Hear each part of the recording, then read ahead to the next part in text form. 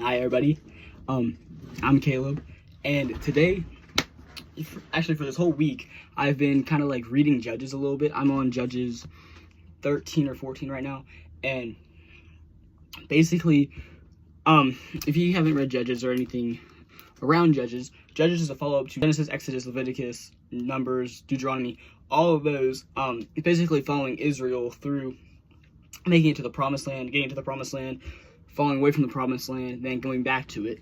And Judges are like the stepping stone of them just now getting to the promised land and doing what God told them to do with it. So it starts with God telling Israel, hey, I got you to the promised land. Now I need you to go defeat everybody that's conquering it right now, all the Canaanites. And so they started doing this. They were like doing pretty good at it. And then they're like, oh, I'm getting too tired right now. And that kind of messed everything up. That was the first thing that they messed up with. Because God was like, no, I told you to go fully into this, not just halfway. And that's the first thing I want to stop at. That's what we do, first of all. We do that all the time. God says, I had this plan for you. You're going to have this big promised land, this whole area for you. But you just have to work to go do it. You already got it. You just have to go get it. I already got it for you. You just have to go get it. And that's the thing that we do. We're like, I want that, but I don't want to do the work to get to it. God promised you that wife and kids, that A on the assignment. You just have to study for it. You just have to go do something for it. And we're just too scared to do that. Even though we know, like, big picture, we already won the battle. Like, if we go into temptation, if we get tempted, we go into the battle knowing we're winning this already, that Satan fell from the sky like lightning, and we already won this, so why are we afraid to go into battle if we already know we won? First thing I wanted to say.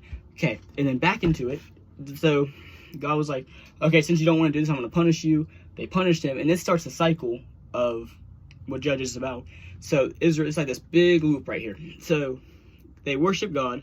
They thank God for bringing them to the promised land and everything, getting them from their enemies. They start worshiping idols, false gods, like I think Baal or something like that. Start worshiping false idols. And then God gets mad, punishes them, and that goes into them asking for forgiveness. And they're in like slavery for a little bit, and then they start asking for forgiveness from God. God all lovingly forgives them. Then they start worshiping him again, and then idols, blah, blah, blah, blah, blah, all the way around again, like a big circle. And you might just sound that sounds stupid. Why would someone, after you are saved from something, why would you go back to it? But that's kind of what we do, honestly. If you think about it, Jesus saves us from our sin that we're dealing with. We go a little bit good with it for a little bit, and then we fall back into it. And I'm guilty of this too, because I dealt with it since I've been following Christ a lot, where I make a promise to Jesus. I'm like, Jesus, I'm never going to do this again. I feel disgusting after doing this. I'm never going to do it again. And then what do you know?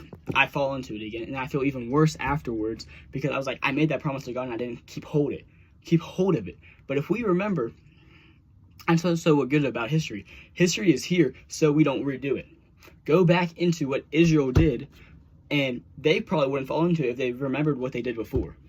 So we need to remember what God saved us from before we fall into it, and the promise we made to God, and that's going to help us overcome it. And that's kind of like what kind of happened with Israel. They were like, this is obviously not working. We are continually falling into this, so we need something to change. That's the first part you have to do. You do what Israel did. We're in this cycle.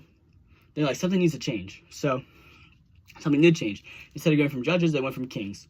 And these kings, they stopped them from worshiping idols. Because first it was King Saul, King David, King Solomon, boom, boom, boom, boom. I don't really know after that yet, because I haven't read it yet. But that's basically how it was. And the king kind of stopped them from doing that, because what we need to do. We need to set up boundaries for it. Yeah, it's okay if we fall. Everybody falls. No, we're not perfect. But every single time we have to set boundaries. Set boundaries. And then that boundary is going to resist it more, and it's going to take that time apart from it. And the longer you go apart from it, the more like, I don't do that anymore. I am not that person anymore. It's like kind of Israel. Later with Jesus' time, in the New Testament, they didn't even face worshiping idols anymore, because they weren't that person anymore. They've done it for so long, and they separated themselves from that sin. So that kind of shows, if we just keep on setting boundaries for ourselves, then eventually we're going to be so separate from it that we don't deal with it anymore. And it's just like not something that's in our daily lives anymore, so why would we go back to it? And then you can put in your mind, I'm not that person anymore, I don't do that anymore. So that's really what I had to say is like, yeah, you're not alone. Everybody goes through that cycle. I go through that cycle. Everybody went through that cycle before, saying, God, I'm done with this, and then you're just falling back into it. And then you feel worse after. It's okay to feel guilt. It's not okay to feel shame. Because shame says, you are that sin. But guilt says, you made a mistake, you regret it, but move from it and go back to Jesus. So that's all I really, I say this video is really long. I'm probably going to cut this up a little bit.